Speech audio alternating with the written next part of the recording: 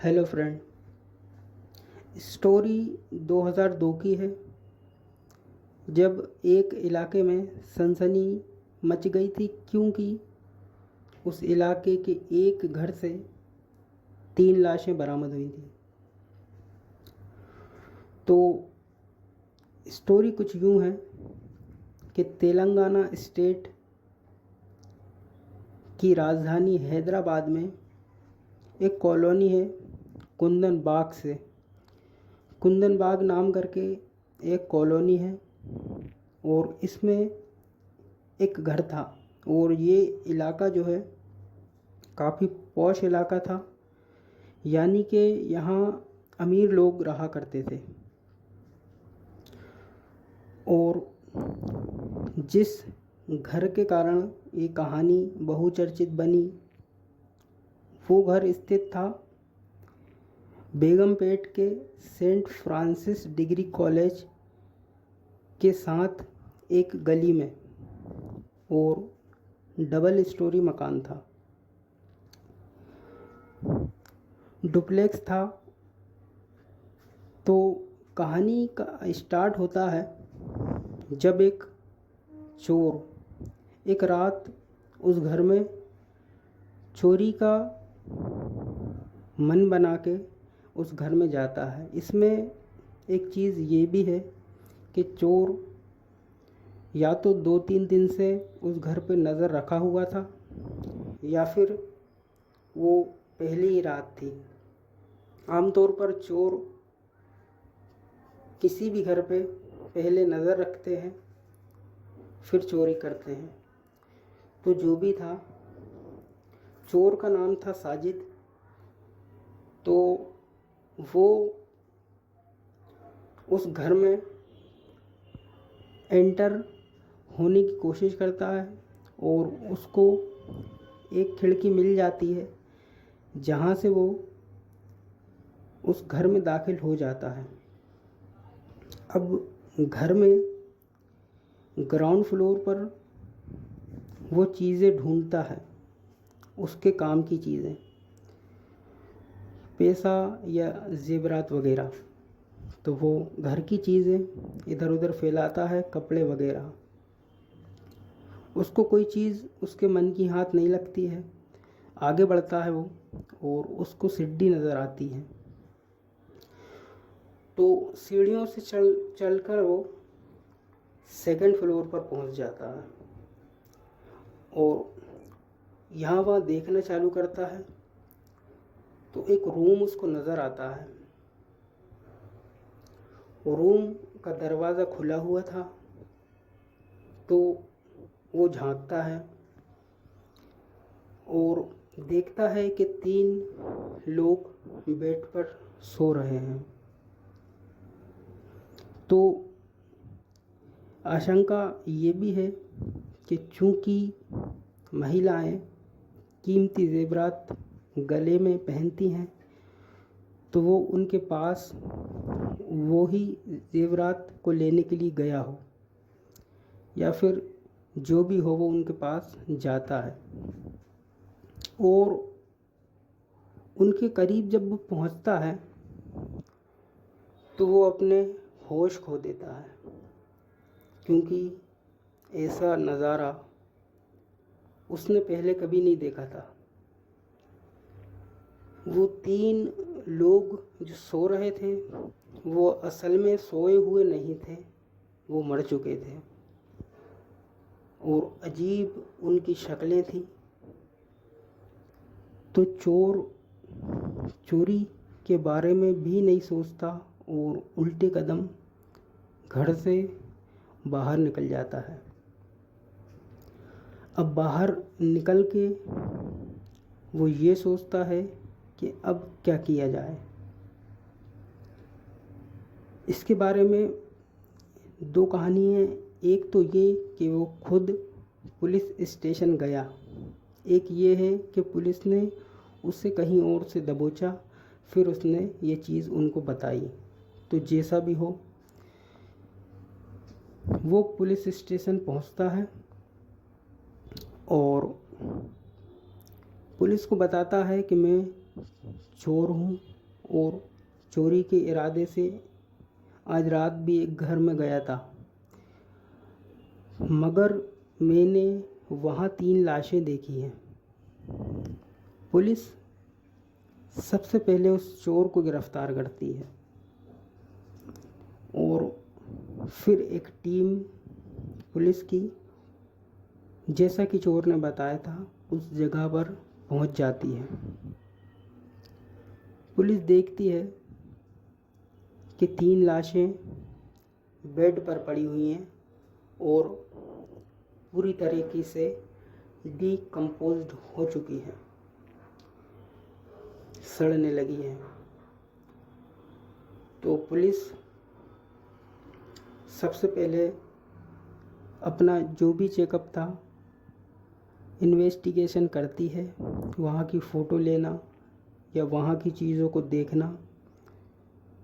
और सबसे पहले पुलिस को लगता है कि हो ना हो ये जो चोर है ये चोरी के इरादे से आया होगा और नाकामयाब हो गया, तो इसी ने इनको मारा होगा।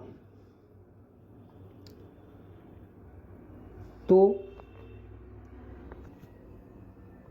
पुलिस अपनी लिखा पढ़ी करके उन बॉडीज़ को जो है पोस्टमार्टम के लिए पहुंचा देती है और चोर से और जानकारी निकाली जाती है कि उस रात वो कैसे पहुंचा, इससे पहले कैसी चोरी की, और उनको तुम्ही ने मारा है। मगर चोर बार बार कहता कि मैं चोर हूँ, मगर मैंने उनका कत्ल नहीं किया।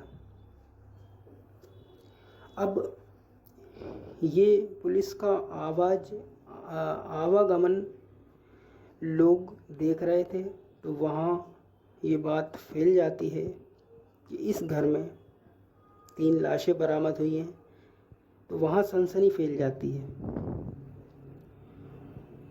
और चोर का यही कहना कि मैंने उन्हें नहीं मारा। इतने में पोस्टमार्टम की रिपोर्ट आती है और ये रिपोर्ट पुलिस के पैरों तले से ज़मीन खींच देती है, क्योंकि इस रिपोर्ट में जो आया था कि ये आज से तो नहीं मगर लगभग 3 से 6 महीने पहले इनकी मौत हो गई है। एक 3 महीने की बात मिलती है और एक 6 महीने की बात मिलती है। तो हालांकि पोस्टमार्टम में या तो 6 महीने का कहा गया है या 3 महीने का। तो पुलिस को समझ नहीं आता कि ये कैसे, और चोर को उसकी चोरी के लिए तो सज़ा दी जाती है, मगर इन मर्डर्स भी उसका हाथ हो सकता है, ये शक उस पर से हट जाता है। फिर पुलिस जो है लोगों से पूछताछ करती है उस घर के बारे में और वहाँ रहने वाले लोगों के बारे में। असल जो इस किस्से को, जो इस कहानी को हैरत में डालने की वजह ही लोगों का बयान था। पुलिस की पूछताछ में लोगों ने बयान दिया। पुलिस का कहना था कि उसकी मौत 3 या 6 महीने पहले हो गई है। यहाँ लोगों का कहना था ये कैसे, हमने तो कल ही उन्हें खेलता हुआ देखा है, उन बच्चों को। और लोगों ने बताया कि यहाँ 3 लोग रहते थे, एक माँ और 2 बच्ची। और कुछ ने कहा कि यहाँ 4 लोग रहते थे, माँ बाप और 2 बच्ची। और इनके पिताजी जो थे वो इनको छोड़ के जा चुके थे, यानी वो औरत डिवोर्सी थी, उसका डिवोर्स हो चुका था। और उस लेडी का नाम जया प्रदा था और लगभग उसकी उम्र 56 साल के आसपास बताई जाती है।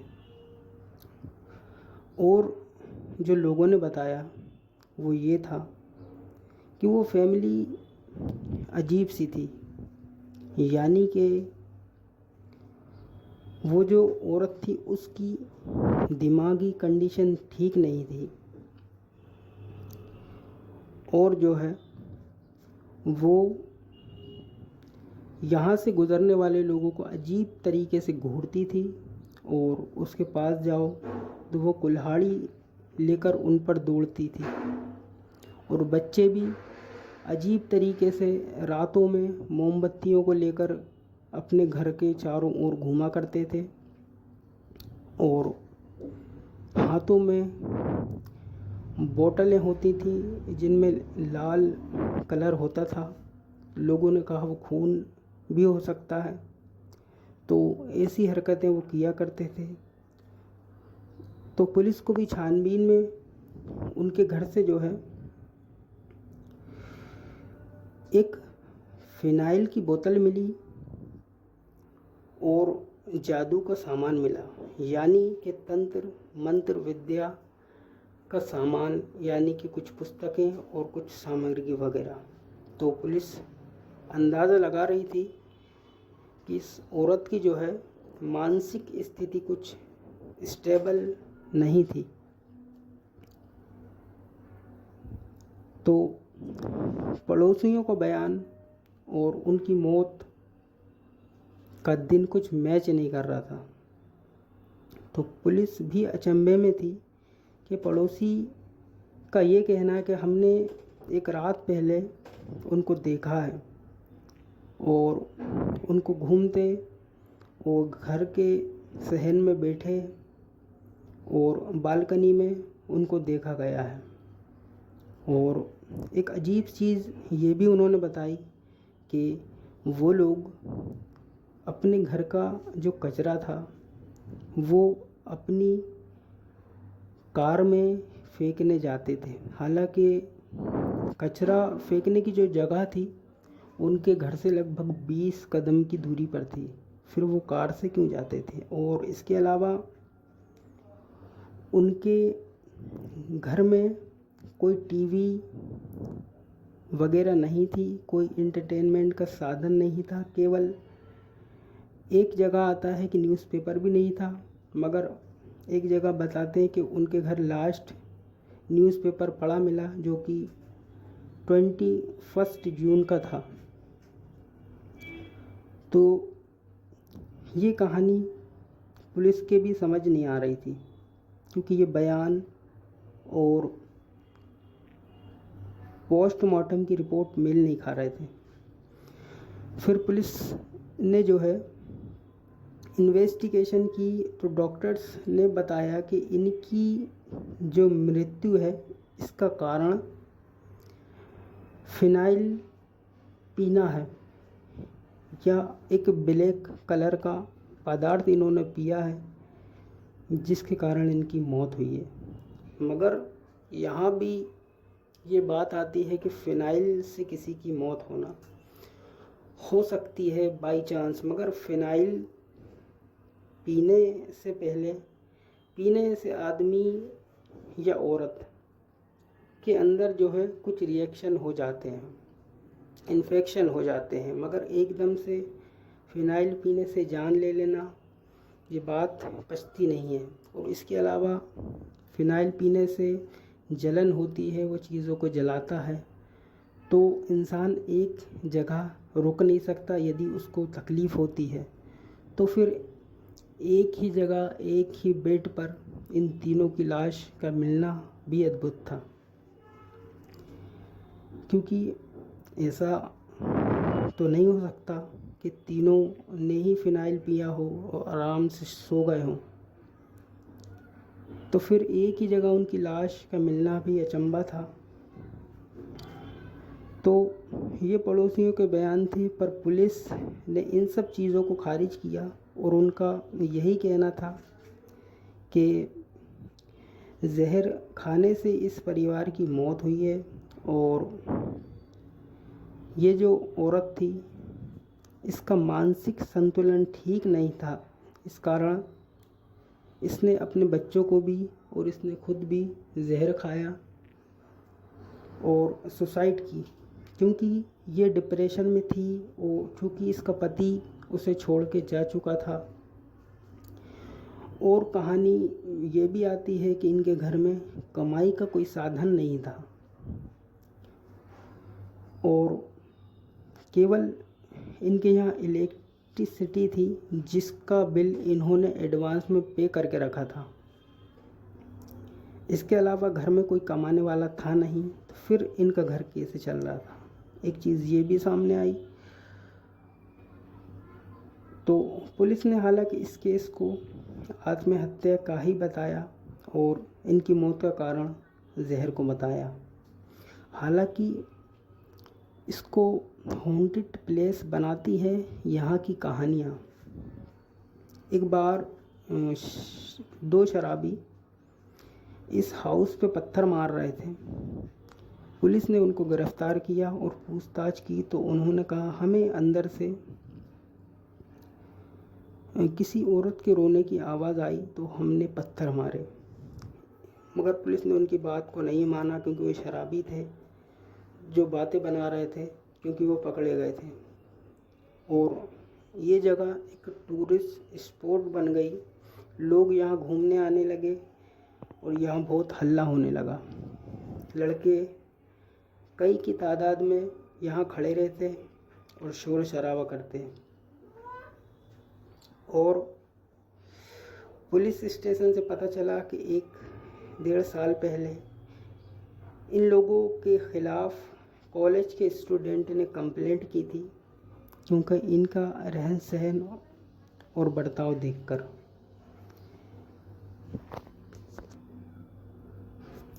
पुलिस ने वहाँ से एक वक्त में 21 से 25 लड़कों को गिरफ्तार भी किया, क्योंकि वो शोर शराबा कर रहे थे। निकट रहने वाले लोगों ने कई बार कंप्लेंट की तो पुलिस ने उस जगह पे बैरिकेडिंग भी कर दी और वहाँ एक बोर्ड भी लगाया कि ये जगह प्रेत वादित नहीं है, तो अफवाह को ना फैलाया जाए। पुलिस का ये कहना था।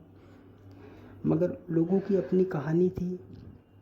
एक शख्स वहाँ की कहानी बताते हैं कि मैं वहीं से हूँ और एक दफ़ा मैं गाड़ी लेकर जा रहा था। उस घर के सामने आते से ही जो है मेरी गाड़ी का हेडलाइट बंद हो गया और सामने से जो गाड़ी आ रही थी उसका भी हेडलाइट बंद हो गया और हमारा एक्सीडेंट वहीं हुआ। ये कहानी एक शख्स बताते हैं और इसके साथ बहुत सी कहानी जुड़ी हुई हैं। लोगों का कहना है कि वहाँ अजीबोगरीब आवाज़ें आती हैं और